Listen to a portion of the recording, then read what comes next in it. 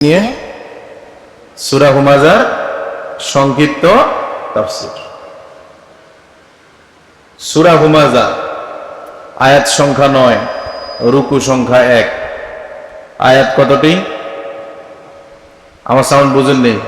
Sound বোঝা যায়? আওয়াজ দিবেন। আয়াত সংখ্যা কত? রুকু সংখ্যা 1। এই সূরাটা মাক্কি। সূরাটা কি? মাক্কি।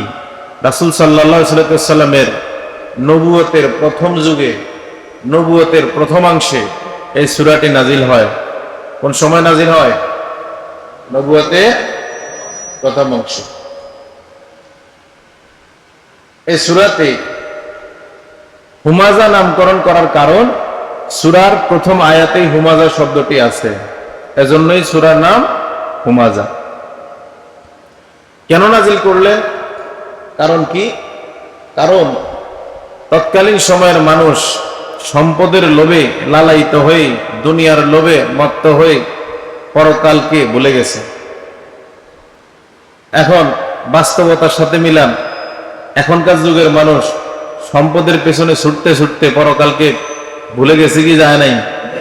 যদি মানুষ মনে করে পরকাল আছে, যদি মানুষ মনে করে পরকালে তাকে হিসাব দেওয়া লাগবে, তাহলে মানুষ এই দুনিয়ার জমিনে বৈধ অবৈধ উভয় পথে সম্পদ অর্জন করতেও না। এজন্য সম্পদ অর্জন করা লাগবে বৈধ উপায়ে। অবৈধ উপায়ে যদি সম্পদ অর্জন করে, বিপদ বাড়বে না কমবে? বাড়বে। সূরা হুমাযা প্রথম আয়াত, আল্লাহ রাব্বুল আলামিন বললেন ওয়াইলুল লিকুল্লি হুমাযাতিল লুমাযা। সূরাটা তো আমরা সবাই পড়ি কম বেশি, পড়ি না? আল্লাহ শব্দের শুরুতে বললেন ওয়াইলুন, একটা শব্দ দিলেন ওয়াইলুন, অর্থাৎ ধ্বংস। নাউজুবিল্লাহ বলেন না? অর্থ কি? ধ্বংস। ধ্বংস এটা কি খুশির খবর না ভয়ের খবর? আল্লাহ বললেন ওয়াইলুল লিকুল্লি, সেই ধরনের লোক।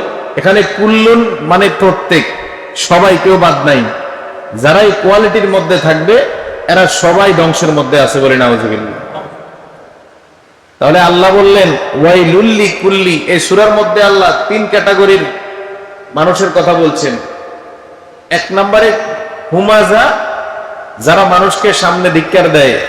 2 নম্বর বলছেন লুমাযা, যারা মানুষের পেছনে গীবত করে। 3 নম্বর বলছেন আল্লাযী জামাআ মালা ওয়া আদ্দাদা, যারা সম্পদ গুনে গুনে রাখে আবার জমাও করে। নাউজুবিল্লাহ বলি। তাহলে আল্লাহ তাদেরকে ধ্বংস বলছেন। এই 3 ক্যাটাগরির লোক ধ্বংস। 1 নাম্বার মানুষকে সামনে ধিক্কার দেয়, 2 নাম্বার পেছনে গীবত করে, 3 নাম্বার সম্পদ যারা অর্জন করে এবং গুনে গুনে রাখে। এই কোয়ালিটির মানুষদেরকে আল্লাহ কি বললেন? এরা কি ধ্বংস। এরা কি? সিদ্ধান্ত দিলেন কে? এখন আমি আর আপনি এই কোয়ালিটির ভিতর থেকে যতই চেষ্টা করি ভালো আছি, লাভ হবে? বিপদ আছে না নাই? আল্লাহ সূরার প্রথম আয়াতের প্রথম শব্দটাই ব্যবহার করছেন ওয়াইলুন, অর্থাৎ ধ্বংস তাদের জন্য যারা হুমাযাতিল লুমাযা, সামনে মানুষকে ধিক্কার দেয় এবং পেছনে মানুষের গীবত করে। এখন একটু চিন্তা করে দেখেন তো, এই চরিত্র, এই সমস্যা আমাদের ভিতর আছে না নেই? এখন আমরা কি সফলতার দিকে আছি না ধ্বংসের দিকে? কোন দিকে? আল্লাহ সিদ্ধান্ত অনুযায়ী আমরা কোন দিকে আছি? ধ্বংসের দিকে। কারণ আল্লাহ বললেন হুমাযাতিন। এই শব্দের তাফসীর বিভিন্ন মুফাসসিরগণ, কেউ বলছেন হুমাযা এবং লুমাযা দুইটা শব্দের অর্থ একই রকম, কেউ বলছেন কাছাকাছি। কিন্তু হুমাযা শব্দের শাব্দিক অর্থ হচ্ছে আপনি যদি কাউকে সামনাসামনি ধিক্কার দেন, তিরস্কার করেন, কাউকে নিয়ে ঠাট্টা করেন, বিদ্রূপ করেন, ব্যঙ্গ করেন, উপহাস করেন। আমরা সামনাসামনি অনেক মানুষকে লজ্জা দেই না? কথা বলে লজ্জা দিই না? অনেক সময় আমরা অনেক সময় লজ্জা দিই বিভিন্ন মানুষকে বিভিন্ন ভাবে।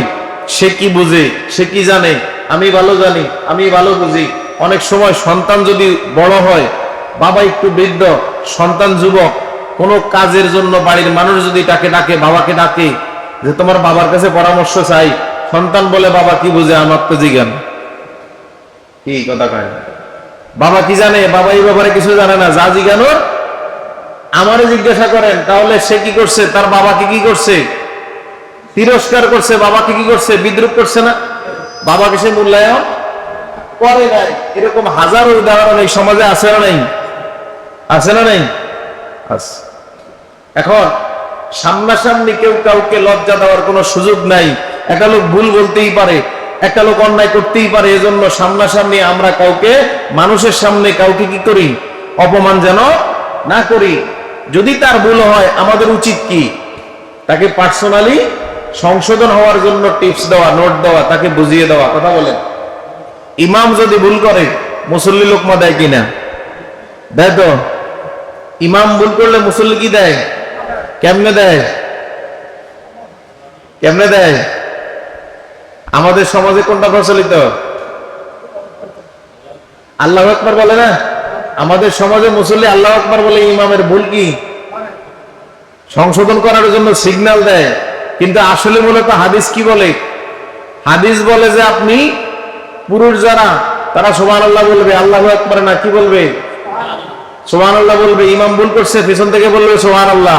এই রীতি আমাদের দেশে আছে? নাই। আর মহিলা যারা, যদি মহিলারা জামাতে অংশগ্রহণ করে একই ইমামের পেছনে আলাদা জায়গায়, তাহলে তারা আওয়াজ দিবে, এই জায়গায় বাজুর মধ্যে আওয়াজ দিবে, মুখ দিয়া না, কিন্তু সিনার মধ্যে থাপ্পড় দিবে। কারা?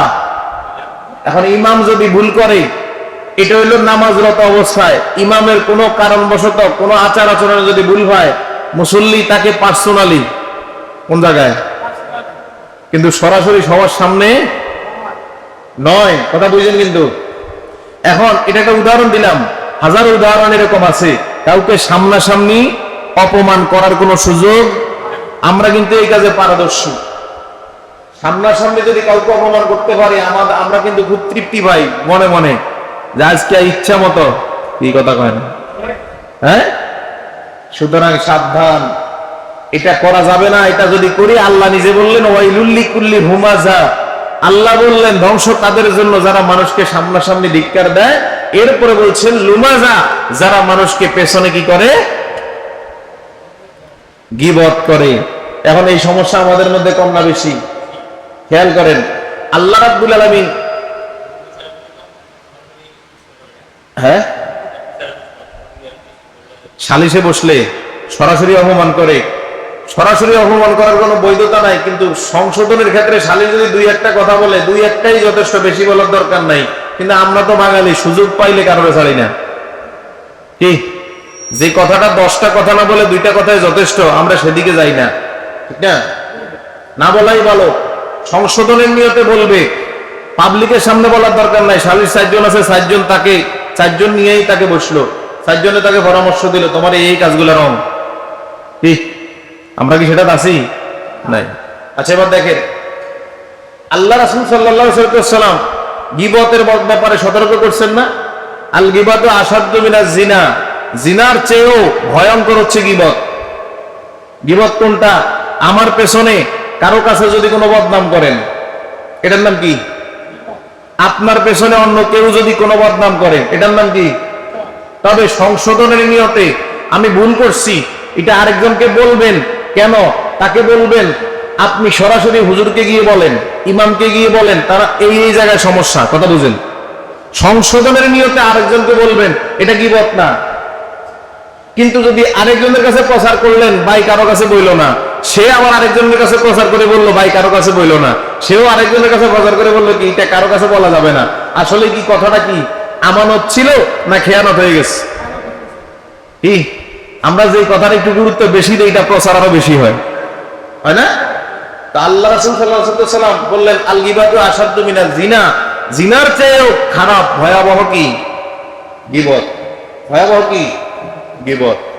এবার দেখেন জান্নাতীদের কোয়ালিটি, সূরাল মুমিনুন 18 পারার একবারে প্রথম সূরাটা 3 নম্বর আয়াত, আল মুমিনুন আয়াত নাম্বার 3। আল্লাহ রাব্বুল আলামিন বললেন, ওয়াল্লাযীনা হুম আনিল লাগwi মুরিদুন, মুমিন ব্যক্তির কোয়ালিটি হবে, সে কোনো ক্রমেই, কোনোভাবেই পরনিন্দা করবে না, কারো গীবত করবে না, অনর্থক কথাবার্তা বলবে না। খেয়াল করেন তো, মুমিন ব্যক্তির কোয়ালিটি, সে অনর্থক কোনো কথাবার্তা কি বলবে না। এটা কার কোয়ালিটি? এখন আমরা যদি মুমিন থাকতে চাই, অনর্থক কথা বলার কোনো দরকার আমাদের, সুযোগ পাইলে গীবত করার কোনো সুযোগ, কথা বলেন, আছে কি? আছে? সুযোগ নাই। এবার দেখেন সূরা মুদ্দাসসির 45 নম্বর আয়াত। এখানে 4টা কোয়ালিটি আছে জাহান্নামী হওয়ার জন্য, 4টা কারণ জাহান্নামে যাওয়ার জন্য। জাহান্নামীদেরকে জিজ্ঞাসা করা হলে 4টা কারণ বলবে, তার মধ্যে একটা কারণ সূরা মুদ্দাসসির 45 নম্বর আয়াত, সে বলবে ওয়াকুন্না নাখুদু মাআল খায়িরিন, যে আমি দুনিয়ার জমিনে যারা অনর্থক কথা বলতো, গীবত করতো, অশ্লীল কথা বলতো, বাজে কথা বলতো, তাদের সাথে বসে বসে এই কথাগুলো বলতাম। বলি নাউজুবিল্লাহ। তাহলে জাহান্নামে যাওয়ার জন্য এটা একটা কারণ, কথা বলে না। জাহান্নামে যাওয়ার জন্য এটা কি একটা কারণ? কোন কারণ? আমি জাহান্নামে যাব যদি অনর্থক কথাবার্তা বলি, প্রয়োজন নাই সেখানেও কথা বলি। দুইজন লোক কথা বলতেছে, আমি সুযোগ পাই মাঝখানে আরেকটা কথা বললাম, এটা বলার কোনো দরকার আছে কিনা? নাই। দেখেন সূরা কলম আয়াত নাম্বার 11, সূরা কলম আয়াত নাম্বার, আল্লাহ রাব্বুল আলামিন বলতেছেন হাম্মাজিন মাশাইন বিনামিন। আল্লাহ রাব্বুল আলামিন বলেন ওই লোকগুলোর চরিত্র হচ্ছে পরনিন্দা করা, মানুষের পেছনে পেছনে কথা বলা। এবার স্পষ্ট একটা দলিল নেই, এতক্ষণ তো কোরআন থেকে দিলাম, এবার হাদিস থেকে একটা কথা বলি। সহিহ বুখারী হাদিস নাম্বার 6056, মুসলিম হাদিস নাম্বার 304। বুখারী 6056, মুসলিম কত? 304। একই হাদিস আমরা নুরানিতে বাচ্চাদেরকে যে পড়াই, 20 নম্বর হাদিস। আন হুযায়ফা রাদিয়াল্লাহু তাআলা قال قال سمعت رسول الله صلى الله عليه وسلم يقول, আল্লাহ রাসূল সাল্লাল্লাহু আলাইহি ওয়াসাল্লামকে বলতে শুনেছি। আল্লাহ রাসূল বলছেন, কি বলছেন?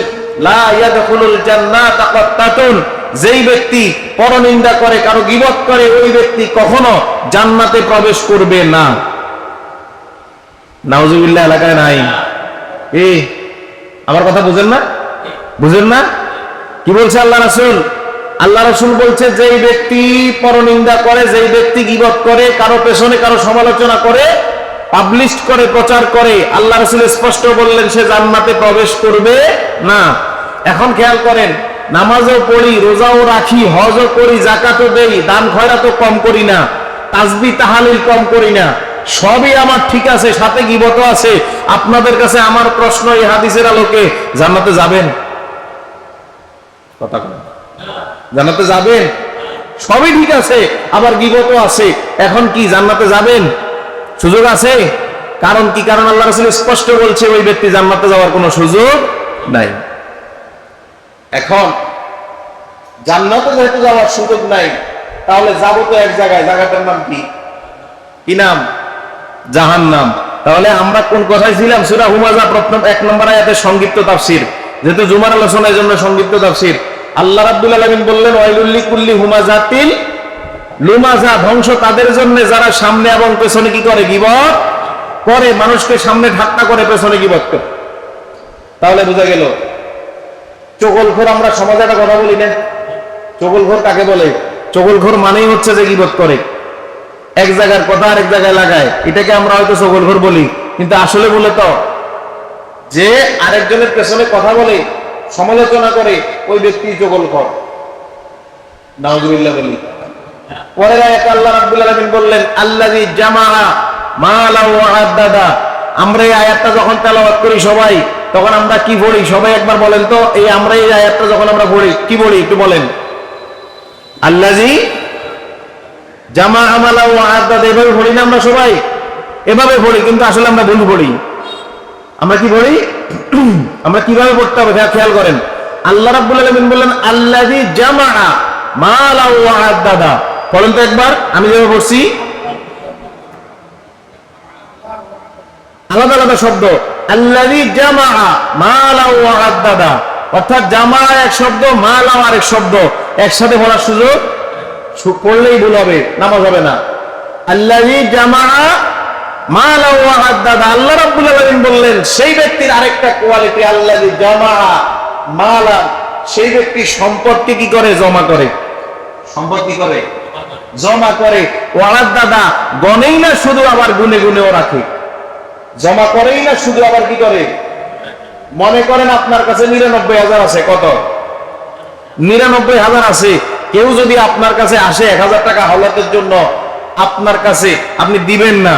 কেন দিবেন না? কারণ কি আপনার চিন্তা তো মাথায় ঘুরতেছে 99 আছে, 1000 যদি এটাকে গোছাইতে পারি তাইলে ব্যাংকে কোন জায়গায় কথা কয় না, কোন জায়গায়? তাহলে আমার 1000 শর্ট। এই সময়ে আমি যেখানে একটা ফিগার ব্যাংকে রাখবো সেখানে আমি 1000 টাকা আরেকজনকে দিলে তো 2000 এর পিছে পড়লাম। কি এজন্য টার্গেট কি? আমাকে কতক্ষণে এটা বান্ডিল করা যাবে, কতক্ষণে এটাকে রাউন্ড ফিগার বানায় ব্যাংকে জমা দেওয়া যাবে, এই চিন্তায় আছি। যার জন্য হালাল পথে ইনকাম করব না হারাম পথে করব এটার দরকার নাই, কত আগে জমা করা যায় এই চিন্তার মধ্যেই কি কথা বলেন, এই চিন্তার মধ্যেই কি আছি না নাই? আছি। খেয়াল করেন সূরা মাআরিজ আয়াত নাম্বার 18। সূরা কত? কোন সূরা? মাআরিজ আয়াত নাম্বার। আল্লাহ রাব্বুল আলামিন বললেন ওয়া জামাআ ফাআওয়া। আল্লাহ রাব্বুল আলামিন দুইটা শব্দ দিয়া সুন্দর স্পষ্ট কথা বললেন, ওয়া জামাআ, এই লোকগুলোর কোয়ালিটি, এরা সম্পদ জমা করে। এরপরে বলছে ফাআওয়া, এরা সংরক্ষণ করে। খেয়াল করেন, একটা হলো সম্পদ জমা করা, আরেকটা হলো সংরক্ষণ করা। দুইটা কথা আল্লাহ কেন বললেন?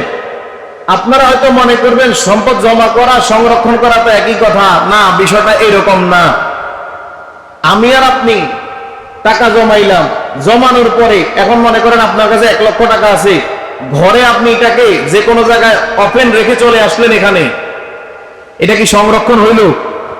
জমাইছেন ঠিক, সংরক্ষণ হয়েছে? হয় নাই।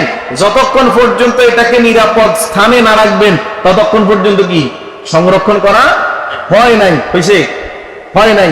এজন্য আল্লাহ রাব্বুল আলামিন বললেন ওয়া জামাআ ফাআওয়া, এদের কোয়ালিটি, এদের চরিত্র, সম্পদ একদিকে অর্জন করে আরেকদিকে সংরক্ষণ করে না, করে না? আমরা জমি জমা বাড়ি গাড়ি যাই করি, আগে তো টাকা পয়সা মুদ্রা আগে গোছাই, আগে এটা রেডি করি, তারপরেই তো বাকি কাজ।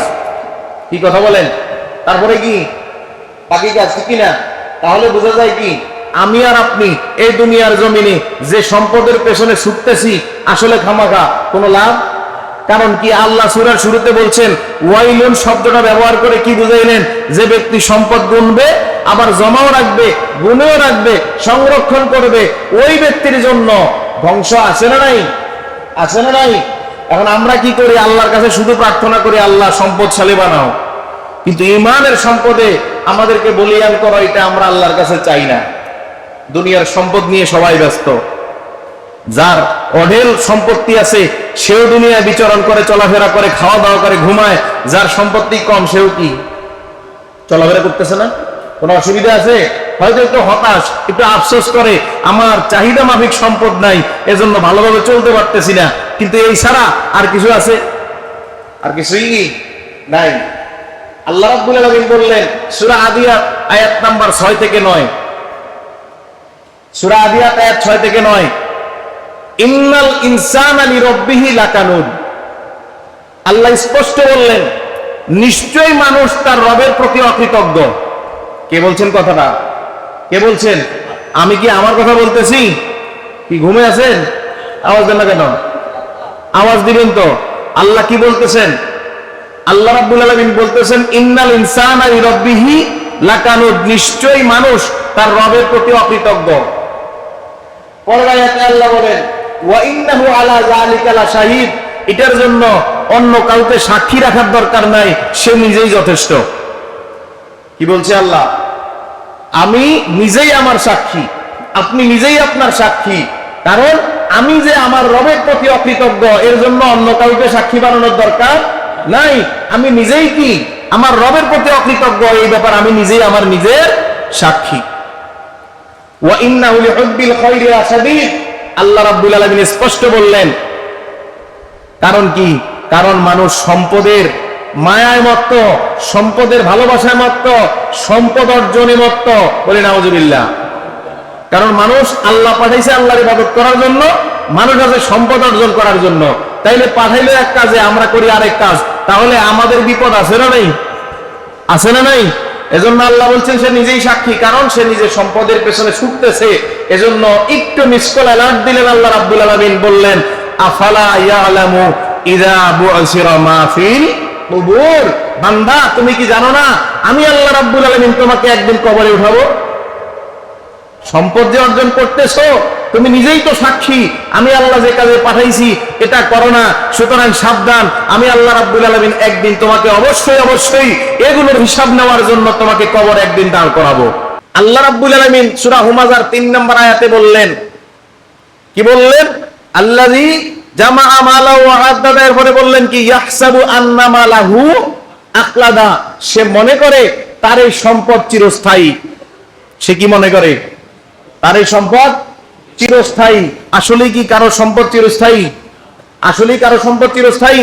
চিরস্থায়ী না। কিন্তু তারপরেও এই দুনিয়ার জমিনে আমরা কত যে দুর্নীতি করি, কত যে সম্পদ অর্জন করি, কি লাভ? যাওয়ার সময় তো কিছু নেওয়ার সুযোগ আছে কিনা? আছে কিনা? আজ পর্যন্ত যত মহাব্বতের সন্তান, যত মহাব্বতের পিতাই হোক না কেন, কেউই কি মহাব্বত করে ইসলাম শরীয়ত, ইসলামী শরীয়ত যা সমর্থন করে এর বাইরে কেউ কি কাফনের সাথে আমরা দিতে পারছি? কথা বলেন, পারছি? পারি নাই। সুতরাং সাবধান। খেয়াল করেন, আল্লাহ রাসূল সাল্লাল্লাহু আলাইহি ওয়াসাল্লামের স্পষ্ট হাদিস, সুনানে তিরমিজি হাদিস নাম্বার 2417। সুনানে তিরমিজি হাদিস নাম্বার কত? 2417। আল্লাহ রাসূল সাল্লাল্লাহু আলাইহি ওয়াসাল্লামের হাদিসটা বর্ণনা করেন। কে বর্ণনা করেন? দেখেন, আন আবি বারজাত আল আসলামী রাদিয়াল্লাহু তাআলা আনহু قال قال رسول الله সাল্লাল্লাহু আলাইহি ওয়াসাল্লাম, হযরত আবি বারজাল আসলামী রাদিয়াল্লাহু তাআলা আনহু বলেন, আল্লাহ রাসূল বলছেন, কি বলছেন? লা তাজুলু কাদামা আবদিন ইয়াউমাল কিয়ামাতি, একটা বান্দাও কিয়ামতের দিন হাসরের ময়দানে এক কদম সামনে অগ্রসর হতে পারবে না, হাত্তা ইউসআলা, যতক্ষণ পর্যন্ত তাকে প্রশ্ন করা হবে এই প্রশ্নগুলোর উত্তর দিতে না পারবে। দুনিয়ার ইন্টারভিউতে যদি ভালো না করেন, প্রশ্ন উত্তর যদি না পারেন, চাকরি হয় না। কথা বলেন, চাকরি। হাসর ময়দানের এই ইন্টারভিউতে এই প্রশ্ন উত্তর দিতে না পারলে মুক্তি মিলবে না। সেখানে কিন্তু চাকরি না, সেখানে কি মুক্তি মিলবে না। দুনিয়া এক জায়গায় চাকরি না হলে আশা থাকে আর এক জায়গায় হবেই হবে। কম বেতন হোক আর বেশি বেতন হোক, ফ্যাসিলিটি কম থাকুক আর বেশি থাকুক, কথা বলেন। কিন্তু হাসরের ময়দানের ব্যাপারটা কি? আল্লাহ রাসূল বললেন, আন উমরিহি ফিমা আফনাহু, এক নাম্বার প্রশ্ন, পুরো জিন্দেগিটা কোন কাজে লাগাইছো? পুরো জিন্দেগির হিসাব আল্লাহ রাব্বুল আলামিনের কাছে, প্রত্যেকটা সেকেন্ড, ন্যানো সেকেন্ড সহ প্রত্যেকটা সেকেন্ডের হিসাব আল্লাহ রাব্বুল আলামিনের কাছে দেওয়া লাগবে। প্রস্তুত আছি? আমি আর আপনি প্রস্তুত আছি? প্রস্তুত তো নাই, কিন্তু আমি আর আপনি খাচ্ছি আর ঘুমাচ্ছি, দিব্যি আরামে আছি। আসলেই তো একদিন এই নিঃশ্বাস ত্যাগ করা লাগবে। আল্লাহ রাসূল বললেন পুরো জিন্দেগির হিসাব দেওয়া লাগবে। এক নাম্বার প্রশ্ন। দুই নাম্বার প্রশ্ন কি? ওয়ান ইলমিহি, আল্লাহ রাসূল বলেন, ওয়ান ইলমিহি ফিমা ফাআলা, তোমার যা জ্ঞান অর্জন করছো এর দ্বারা কি আমল করছো। এই সেন্টেন্সের মধ্যে আসলেও সবাই ধরা। আমার জায়গায় আমি, আপনার জায়গায় আপনি। আমি বেশি জানি, বেশি আমল করি নাই। আপনি কম জানেন, কম আমল করেন নাই। আরেকজন আরো বেশি জানে, যা জানে সে অনুযায়ী সে আমল। এই ক্ষেত্রে আসলে ইমাম বলেন, মুয়াজ্জিন বলেন, ফিকসাহ বলেন, মুরিদ বলেন, মুসল্লি বলেন, কারো রক্ষা? কথা বলে না, কারো রক্ষা? খেয়াল করেন, আমি কথাটা যেটা বললাম, আপনি যতটুকু জানেন অতটুকু আমল কিন্তু করেন না। আমি যতটুকু জানি অতটুকুই কিন্তু করি না। তাহলে বোঝা যায় আমরা সবাই কিন্তু বিপদে আছি। কি? এরপর আল্লাহ রাসূল সাল্লাল্লাহু আলাইহি ওয়াসাল্লাম বললেন, ওয়ান মালিহি মিন আইনা কাসাবাহু, প্রশ্ন করা হবে 3 নাম্বার, তোমার যা সম্পদ অর্জন করছো কোন রাস্তায় অর্জন করছো, হালাল না হারাম? বিপদ আছে না নাই? কার হক নষ্ট করছো, কার মাথায় বাড়ি দিয়ে, কাকে ক্ষতিগ্রস্ত করে তুমি এই সম্পদের মালিক হইছো, হিসাব যখন দেওয়া শুরু হবে। বাংলাদেশে যে বর্তমান সময়ের যে 17 উপদেষ্টা জনপ্রশাসন মন্ত্রণালয় থেকে সরকারি চাকরিজীবীদের জন্য সম্পত্তির হিসাব চাইছে না? কিছুদিন আগের খবর, যারা মিডিয়া ব্যবহার করেন জানেন। চাইছে তো। এক্ষেত্রে আসার পরে, এই কথা আসার পরে দেখা গেছে যে আসলেই কি সবাই তাদের সম্পত্তি হিসাবটা দেওয়ার জন্য প্রস্তুত? আসলে কি দিবে মনে হয়? কথা বলেন। আর দিলেও কি সঠিকটা দিবে মনে হয়? হ্যাঁ, দিবে না। এখন দুনিয়ায় কোনো কারণবশত যেই কোনো লোককে আপনি ম্যানেজ করলেন, যেভাবেই হোক, যত ক্ষমতাধর হোক, আসলেই কি পরকালে ম্যানেজ করা সম্ভব? সম্ভব না। সুতরাং সাবধান, কোন লাইনে অর্জন করছো, বিপদ আছে না নাই? এরপরে বলছে ওয়াফিমা আনফাকাহু, আবার কোন লাইনে এটা খরচ করছো, এটারও জবাব দেওয়া লাগবে। শালির পিছে কত, দুলাভাইয়ের পিছে কত, বিজয় মেলায় কত, 16 ডিসেম্বরে কত, হাঁড়িভাঙায় কত, নাচ গানে কত, কণ্ঠশিল্পী আসার পরে কত দিছো, মাহফিলে কত দিছো, ক্লাব ঘর বানানোর জন্য কত দিছো, মসজিদ বানাইতে কত দিছো, কথা বলে না। হিসাব কি আসবে কি আসবে না? কথা বলে না, আসবে কি আসবে না? মসজিদে যখন 2 টাকা 10 টাকা আল্লাহর রাস্তে ছাই, তখন শুধু খালি পকেট আতায়। এই কোয়ালিটির মুসল্লি আছে না নাই? আছে তো। সাবধান, যতই আটকায় রাখেন সম্পদ লাভ নাই। যা নিজে থাকতে খরচ করে যাবেন, এটা যদি আল্লাহ কবুল করে, বৈধ পথ থেকে যদি খরচ করেন, এটাই আপনার জন্য যথেষ্ট মুক্তি মিলবে। কিন্তু আপনি মরে যাওয়ার পরে সন্তান খরচ করবে, এই আশা বাদ দিয়ে দেন। কি এই আশা কি বাদ দিয়ে দেন, কারণ করবে না, এটা ধরে রাখেন। যদি করে এটা বোনাস, যদি করে এটা কি। 5 নম্বর প্রশ্ন, আল্লাহ রাসূল বলেন ওয়ান জিসমিহি ফিমা আবলাহু, আল্লাহ রাসূল বলেন তোমার পুরো যৌবনের শক্তি সামর্থ্য কোন কাজে লাগিয়েছো? চরিত্র ঠিক রাখছো না চরিত্র নষ্ট করছো? এটার ব্যাপারেও, পুরো যৌবনের ব্যাপারে আল্লাহ তোমাকে জিজ্ঞাসা করবে। করবে কি না? করবে কি না? কথা বলে না। এবার একটা হাদিস বলবো, অবাক হবেন। এই সুনানে তিরমিজির 2455 নম্বর হাদিস। সুনানে তিরমিজি হাদিস কি 2400? আন আনাস রাদিয়াল্লাহু তাআলা ক্বালা রাসূলুল্লাহ সাল্লাল্লাহু আলাইহি সাল্লাম, হযরত আনাস রাদিয়াল্লাহু তাআলা বলেন, আল্লাহ রাসূল বলছেন, কি বলছেন দেখেন, ইউহরামু ইবনে আদম, বনি আদম কিন্তু বৃদ্ধ হয়। আদম সন্তান বৃদ্ধ হয়। কার কথা? আল্লাহ রাসূলের কথা। কার কথা? আদম সন্তান। ওয়ায়ুশিব্বু মিন হুসনান, কিন্তু তার 2টা স্বপ্ন, 2টা লোভ দিন দিন যুবক হয়। নাউযুবিল্লাহ বলবো না? মানুষ ঠিকই কিন্তু বৃদ্ধ হয়, স্বপ্ন 2টা কিন্তু কি যুবক হয়। কথা কয় না। আমি বৃদ্ধ হচ্ছি, স্বপ্ন কিন্তু দিন দিন তাজা হইতেছে। লোভটা কি তাজা হয়। 1 নাম্বার কি? আল ইসু আলাল মাল। 1 নম্বর হচ্ছে সম্পদ অর্জন করার লোভ, এটা দিন দিন তাজা হচ্ছে। এটার চাহিদা কিন্তু শেষ, চাহিদা কিন্তু শেষ হয় না। দ্বিতীয় বলছে ওয়াল ইরসু আলাল উমর, দীর্ঘভাবে মানুষ মানে জিন্দেগি ভর বেঁচে থাকার, অর্থাৎ মানুষ চায় সে যেন সময়ের পর সময় শত শত বছর যেন বেঁচে থাকতে পারে।